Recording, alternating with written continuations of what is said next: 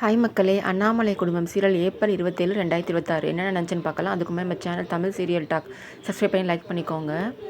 இங்கே எல்லோரும் டைனிங் டேபிளில் சிரிச்சிட்டு இருக்காங்க. சட்னி எப்படி செய்கிறதுன்னு கேட்குறாங்கல்ல. லீலாவதி வெங்காயம் போடணும், கொஞ்சம் கொஞ்சமாக தேங்காய் போடணும் அப்படின்னு சொல்லி தப்பு தப்பாக சொல்லிகிட்டு இருக்கா. அதை பார்த்து எல்லாம் சிரிச்சிட்டு இருக்காங்க. நீ ஏன் இது மாதிரி வெண்ணிலா செஞ்சதெல்லாம் நீ செஞ்சேன்னு சொல்லி பொய் சொல்கிற? எங்களுக்கு நல்லாவே தெரியும் இதெல்லாம் நீ செய்யலை, வெண்ணிலா தான் செஞ்சான்ட்டு. நீ இவ்வளோ லேட்டாக ஏஞ்சிட்டு வெண்ணிலா செஞ்சதெல்லாம் நீ செஞ்சேன்னு பொய் சொல்லிகிட்ருக்க அப்படின்னு சொல்லி எல்லோரும் சிரிச்சிட்ருக்காங்க. அருவி சொல்கிறா, இதில் வேற ஓவர் ஆக்டிங் வேற அப்படின்னு சொல்கிறா. வருணுக்கு என்ன சொல்கிறதுனே தெரியல, அமைதியாக உட்காந்துட்ருக்கான். அதுக்கப்புறம் வெண்ணிலா சொல்கிறா, உனக்கு வர்றதை மட்டும் நீ பண்ணு, எதுக்கு வராதெல்லாம் செஞ்சு கெட்ட பேர் வாங்கிக்கிற அப்படின்னு சொல்லி வெண்ணிலாவும் சொல்கிறா. இவளுக்கு ஒரு மாதிரி ஆயிடுது, அந்த இடத்த விட்டு கிளம்பி போயிடுறா.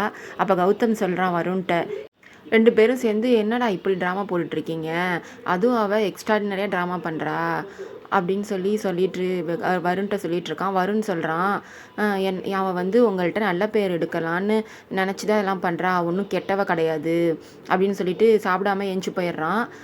அவள் போய் அவளோட அந்த சின்ன குடிசை வீடு மாதிரி இருக்குல்ல, அங்கே போய் நின்றுக்கிட்டு வெண்ணிலா அவள் திட்டிகிட்டு இருக்கா. எல்லார் முன்னாடி என்னை பார்த்து சிரிக்கிறியா, இரு ஒன்று இந்த வீட்டை விட்டு நான் எப்படி வெளியில் அனுப்புகிறேன்னு மட்டும் பாரு அப்படின்னு சொல்லி பேசிகிட்டு இருக்கா. அப்போ தான் வருண் வரான். என்ன இப்படி பண்ணிட்ட, உன்னை எதுக்கு இப்படிலாம் பண்ண சொன்னேன் நான், எதுக்கு இப்படிலாம் பண்ணிகிட்ருக்க அப்படின்னு சொல்லி திட்டுறான். என்ன வருண் நினச்சிட்ருக்க, எல்லாரும் தான் இப்படி பண்ணுறாங்கன்னா நீ இப்படி பண்ணுற அப்படின்னு சொல்கிறா. உடனே வருண் சொல்கிறான், இல்லை சாரா, எங்கள் குடும்பம் ட்ரெடிஷ்னலாக குடும்பம், அவங்களுக்கு மருமகனா இப்படி தான் இருக்கணும்னு அவங்க நினைக்கிறாங்க. அது நம்ம கல்யாணம் ஆகணும்னா நீ அவங்க நினைக்கிற மாதிரி நடந்தாகணும், அவங்க சொல்கிற மருமக மாதிரி நீ இருந்து தான் காட்டணும் அப்படின்னு சொல்கிறான். நான் ஃபாரினில் வளர்ந்தவ, நான் ஒன்றும் வேலைக்காரி கிடையாது, எல்லா வேலையும் செஞ்சுக்கிட்டு வீட்டில் நான் இல்லை, ஃபாரினில் படித்தவ. நான் உன் கூட ஜாலியாக பிஸ்னஸ் பண்ணலாம், ட்ரிப் போகலான்னு நினச்சி தான் நான் உன்னை கல்யாணம் பண்ணிக்கிட்டு சந்தோஷமாக இருக்கலாம்னு நினச்சா என்னென்னோ வீடு கூட்ட சொல்கிறாங்க, கோலம் போட சொல்கிறாங்க, சமையல் செய்ய சொல்கிறாங்க.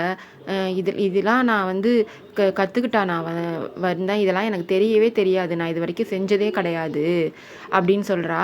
உடனே வருண் சொல்கிறான், எங்கள் வீட்டுக்கு பாரம்பரியமான குடும்பன்றதுனால இதெல்லாம் நீ பண்ணால் தான் நம்ம கல்யாணம் நடக்கும் அப்படின்னு சொல்கிறான். சரி, நான் கொஞ்சம் கொஞ்சமாக நான் கற்றுக்கிறேன் அப்படின்னு சொல்கிறா அவ. அடுத்தது வான்மதி வரா. வான்மதி உன்னை இது மாதிரி பண்ணுவான்னு தெரியும், ஆனால் கரெக்டாக நீ சிக்கியிருக்க அப்படின்னு சொல்கிறா. நீ என்ன நினச்சி பேசிகிட்ருக்க அப்படின்னு சாரா கேட்குறா. ஆமாம், அவள் நடித்து அண்ணாமலை ஆண்டிகிட்ட காக்கா பிடிச்சி வச்சுருக்கா.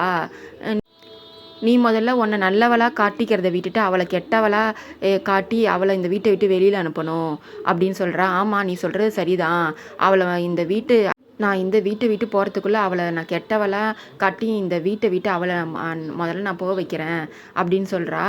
அப்போ வான்மதி சொல்கிறா, அது சாமானியமாகப்பட்ட காரியம் கிடையாது, அண்ணாமலையும் வெண்ணிலாவும் வேற வேற கிடையாது, நீ என்னதான் பெருசாக செஞ்சாலும் அவள் சுடு தண்ணி வச்சு கொடுத்தா கூட அதை தேன் மாதிரி இருக்குன்னு தான் சொல்லுவாங்க அண்ணாமலை அத்தை.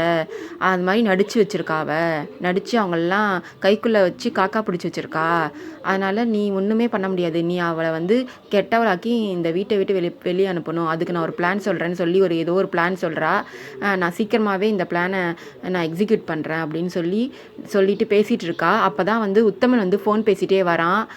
அவன் குரல் கேட்டு ஓடி போயிடுறா. இவ ஓடுறத பார்த்துட்டு இவ 2 பேருமே இதுக்கு முன்னாடி பார்த்ததே இல்லைன்னு சொல்கிறாங்க, சாராவும் வான்மதியும். ஆனால் 2 பேரும் இப்போ ஒன்றா அடிக்கடி சந்திச்சு பேசிக்கிறாங்க, சீக்கிரமாகவே நான் கண்டுபிடிக்கிறேன் அப்படின்னு சொல்லி இவன் யோசிச்சுட்டு இருக்கான்.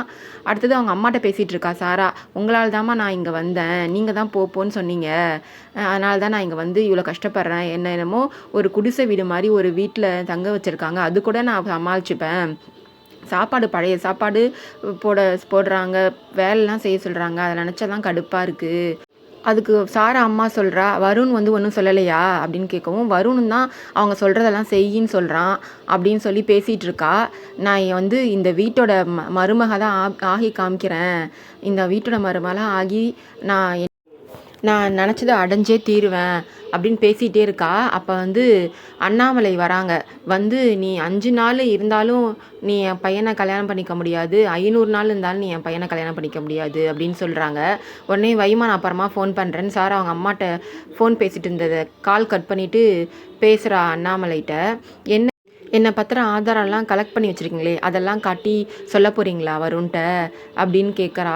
இல்லை அதெல்லாம் நான் பண்ண தேவையில்ல, நீயே உன் வாயால் நீயே எல்லாமே பண்ண போகிற, நான் இதில் எதுவுமே பண்ண போகிறது கிடையாது, எல்லாமே உன் வாயால் தான் நீ கெடுத்துக்க போகிற அப்படின்னு சொல்கிறாங்க. வான்மதி அப்போ தான் இவ ரூமுக்கு வரலான்னு வரா. அப்போதைக்கு இவங்க வந்து வர்றதை கண்டுபிடிச்சிடறாங்க இது வான்மதி தான்ட்டு. வான்மதி நீ தான் எனக்கு தெரியும் வா அப்படின்னு சொல்கிறாங்க. உடனே உள்ள வான்மதி வரா. ஒன்றும் இல்லத்த, நான் வந்து சாரா சாப்பிட்டாலா இல்லையான்னு கேட்கலான்னு வந்தேன் அப்படின்னு சொல்கிறா. நீ இந்த வீட்டுக்கு வந்து எத்தனையோ நாள் ஆகுது, ஆனால் யாரையுமே இது வரைக்கும் நீ சாப்பிட்டியான்னு கேட்டதே கிடையாது. ஆனால் அது என்ன புதுசாக சாரா மட்டும் சாப்பிட்டியான்னு கேட்க வந்திருக்கா, அவ்வளோ என்ன பாசம் சாரா மேலே உனக்கு அப்படின்னு சொல்கிறாங்க. அப்படின்னு சொல்லிட்டு நீங்கள் 2 பேரும் கூட்டு கலவானீங்க நல்லாவே தெரியும், நீ சாராவுக்கு ஏதாச்சும் பெரிய பிளான்ஸ் பண்ணி அவளுக்கு வந்து ஏதாச்சும் சொல்லி கொடுத்து அவள் ஏதாச்சும் பண்ணான், நீ இந்த வீட்டை விட்டு அவள் மட்டும் போக மாட்டா, நீயும் சேர்ந்து போவ, ஜாக்கிரதை அப்படின்னு சொல்லிட்டு போகிறாங்க. நான் அப்புறமா வரேன் அப்படின்னு சொல்லிட்டு அவங்க போகவும் சொல்லிட்டு சாராட்ட காதலுன்னு சொல்லிட்டு போகிறா வான்மதி. வான்மதியை வந்து கௌதம் கூப்பிட்டு வரான் கையை பிடிச்சி மேலே மொட்டை மாடிக்கு. அங்கே வான்மதி கேட்குறா, எங்கே கூப்பிட்டு போகிறீங்க அப்படின்னு கேட்குறா. இல்லை மேலே வா, உன்ட்ட கொஞ்சம் தனியாக பேசணும் அப்படின்னு சொல்கிறா. சொல்லவும் இவ சொல்கிறா, எதுக்கு அங்கே வந்து சாரா இருக்கால்ல, எதோ இருந்தாலும் இங்கேயே சொல்லுங்கள் அப்படின்னு சொல்கிறா. அவள் தான் உன்ட்ட ஒரு விஷயம் பேசணும், வா, நீ சாரா பற்றி பிரச்சனை இல்லை, நீ வான்னு சொல்லி கூப்பிட்டு போகிறா. அங்கே வந்து ஏற்கனவே அருவி நின்றுட்டுருக்கா. அருவி சொல்கிறா, உங்களை ஏன் நான் கூப்பிட்டு வர சொன்னேன்னா, நம்ம 3 பேரும் சேர்ந்து இன்னும் 5 நாள்லாம் டைம் கிடையாது இந்த சாராக்கு, இன்றைக்கி நைட்டே அவளை இந்த வீட்டை விட்டு வெளில அனுப்புகிறோம், அதனால் நம்ம 3 பேரும் பேய் வேஷம் போட்டு அவளை பயமுறுத்தி சீக்கிரமாகவே வெளில அனுப்பிடலாம் அப்படின்னு சொல்லி பிளான் பண்ணி பேய் முகத்தில் என்னென்னமோ போட்டுக்கிட்டு அவங்க வந்து பயமுறுத்துறாங்க. ஃபஸ்ட்டு வந்து அருவி கொலுசெல்லாம் போட்டுக்கிட்டு பயமுறுத்துறா. யாருன்னு கேட்குறா. அவள் ஏற்கனவே அதுக்கு முன்னாடி பேய் மாதிரி முகத்தில் சாரா வெள்ளை மாஸ்க் ஒன்று போட்டுக்கிட்டு இருக்கா. அவளே பேய் மாதிரி தான் இருக்கா. இவங்க வந்து பேய் மாதிரி பயமுறுத்துறாங்கன்னு சொல்லி கௌதம் வந்து சிரிக்க சொல்கிறாரு வான்மதி சிரிக்கவும் பயமுறுத்தி யாருன்னு பயந்துக்கிட்டே வெளில வரா. தடுக்கி கீழே வந்துடுறா. அப்போ வந்து வருண் வரான். வருண் வந்து என்ன யாரு அப்படின்னு சொல்லி கேட்கவும் உடனே இவங்க 3 போய் ஒளிஞ்சிக்கிறாங்க. இப்போதுக்கு இவன் வந்தான், இவன் பார்த்தா நம்மளை திட்டுவானே அப்படின்னு சொல்லிட்டு இருட்டாக இருக்கா, பயந்துக்கிட்டு வரான். ஏற்கனவே அவனுக்கு இருட்டுனா பயம் அப்படின்னு சொல்லி அருவி சொல்லிட்டு இருக்கா. அதுக்கு வந்து வான்மதி சொல்கிறா, இவ்வளோ பேர் ஆம்பளையாக இருக்காரு, இருட்டுனா பயப்படுறாரு அப்படின்னு சொல்லி பேசிகிட்டு இருக்கா. உடனே அருவி சொல்கிறா, எங்கள் அண்ணனுக்கு சின்ன வயசுனாலே இருட்டுனா பயம் அப்படின்னு சொல்லி கிண்டல் பண்ணிகிட்ருக்காங்க அவனை. இவன் வந்து சாராவை பார்த்துட்டு பேயின்னு சொல்லிட்டு பயந்துக்கிட்டு ஓடுறான். அப்போ தான் வெண்ணிலா வரா. வெண்ணிலா மேலே மோதி வெண்ணிலா கட்டி பிடிச்சிக்கிட்டு, அங்கே பேய் இருக்குது வெண்ணிலா, பயமாக இருக்குது, போவாதன்னு சொல்கிறான். இருங்க வருண் நான் பார்க்குறேன் அப்படின்னு சொல்லி கூப்பிட்டு போகிறா. அப்போ பார்த்தா அந்த சாரா கீழே விழுந்து கிடக்கா. வருண் இது வந்து பேய் கிடையாது, சாரா தான் கீழே விழுந்து கிடக்காங்க அப்படின்னு சொல்கிறான் வெண்ணிலா. உடனே இல்லை அவள் சாரா கிடையாது பேய் தான் அப்படின்னு சொல்லி அவனும் கத்துறான்.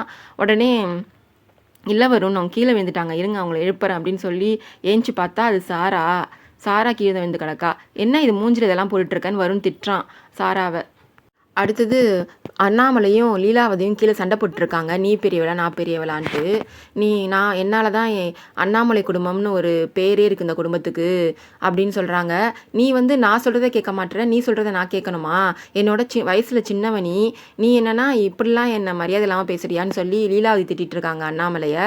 2 பேரும் திட்டிகிட்டே பேசிகிட்டு இருக்காங்க. உடனே எல்லாரும் வராங்க. வருன்னு சொல்கிறாம்மா, பெரியம்மா ஏதோ சொல்லிட்டு போகிறாங்க, நீங்கள் அமைதியாக இருங்கம்மா அப்படின்னு சொல்கிறாங்க. அவங்க என்ன வேணும்னு சொல்லலாமா, அவங்க இந்த குடும்பத்துக்காக நான் அவ்வளோ பாடுபட்டிருக்கேன், உழைச்சிருக்கேன் அப்படின்னு சொல்லி அண்ணாமலை சொல்கிறாங்க. உடனே நீ மட்டும் தான் பாடுபட்டிருக்க, நான்லாம் பாடுபடலையா, உன்னால தான் அந்த குடும்பமே இருக்கிற மாதிரி நீ பேசுகிற அப்படின்னு சொல்லி லீலாவதி பேசுகிறாங்க. கௌதமும் அம்மா சித்தி ஏதோ கோவத்தில் பேசுகிறாங்க, அமைதியாக இருங்கம்மான்னு சொல்கிறாங்க. என்ன அவள் கோவம் இருக்குது, அவள் ரொம்ப தான் ஓவராக பேசிகிட்டு இருக்கா, என்ன தான் இருந்தாலும் என்னோட வயசில் சின்னவை என்ன பேசுகிறாளா அப்படின்னு 2 பேரும் பேசிகிட்டு இருக்காங்க சண்டை போட்டுக்கிட்டு.